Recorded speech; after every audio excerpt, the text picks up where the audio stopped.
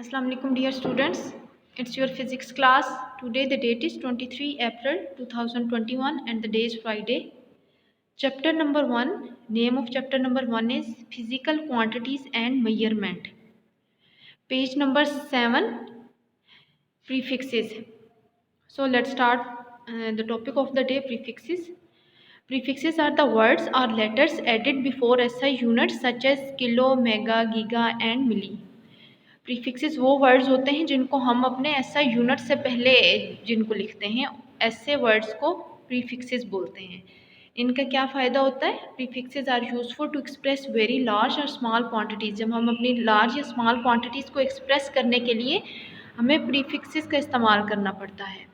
For example, divided 20,000 gram by 1000 to express it into kilogram. अब हमारे पास ग्राम जो unit है वो एक स्मॉल यूनिट है। इसको जब हम अपने लार्ज यूनिट, बड़े यूनिट किलोग्राम में कन्वर्ट करेंगे तो हम क्या करेंगे, इसे 1000 से डिवाइड करना पड़ेगा, क्योंकि आपको पता है स्मॉल क्वांटिटी से जब हम अपनी लार्ज क्वांटिटी की तरफ मूव करते हैं तो हमें डिवाइड करना पड़ता है। अब यहाँ पे देखें, 20,000 ग्राम था हमारे पास। 20,000 ग्राम को जब हम लोग 1000 से डिवाइड करेंगे तो ये हमारे पास 20 ग्राम बन जाएगा। 20,000 को 1000 से डिवाइड करने से 20 किलोग्राम बन जाएगा। ग्राम किसमें कन्वर्ट हो जाएगा? किलोग्राम में। इसी तरह 20,000 ग्राम, ये मैंने आप लोगों के सामने लिखा हुआ है, इसको हम 20 मल्टीप्लाई बाय 10 रेज़ की पावर 3 भी हम लोग लिख सकते हैं। 10 की पावर 3 भी हम लिखते हैं इसे।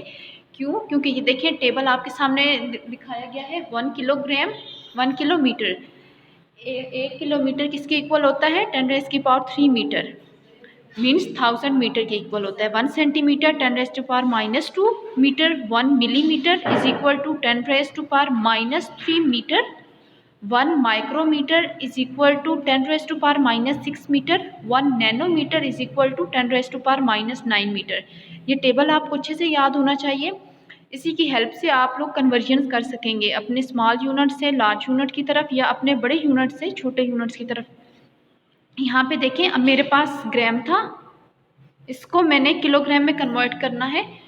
तो किलो में 3 ज़ीरोज़ होती हैं, तो हम इसे क्या 10 रेज़ की पावर 3 लिखेंगे।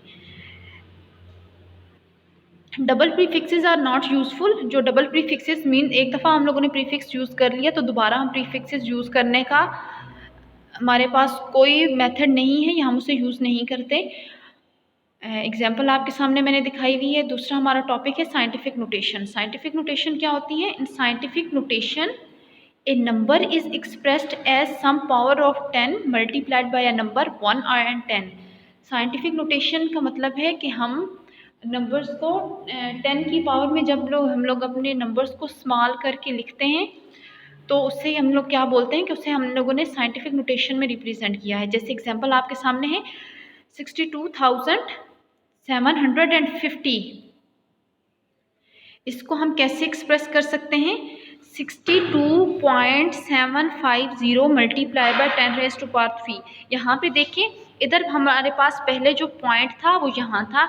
मैं अगर इसको 3 डिजिट मूव करवा के अपने पॉइंट को लिखती हूँ तो मैं यहाँ पे क्या लिखूँगी? 62.750 multiply by 10 raise to power 3, क्योंकि मैंने इसे 3 स्टेप मूव करवाया है। जब मैं 3 स्टेप मूव करवाऊँगी तो 10 रेज़ टू पावर 3 लिखूँगी।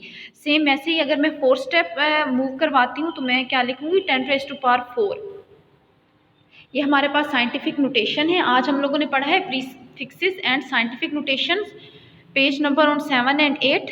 आप लोग इसकी रीडिंग कीजिएगा। अगर इसमें फिर भी कोई कन्फ्यूजन हुई तो मुझसे कॉन्टैक्ट कीजिएगा। ओके स्टूडेंट्स, अल्लाह हाफिज़।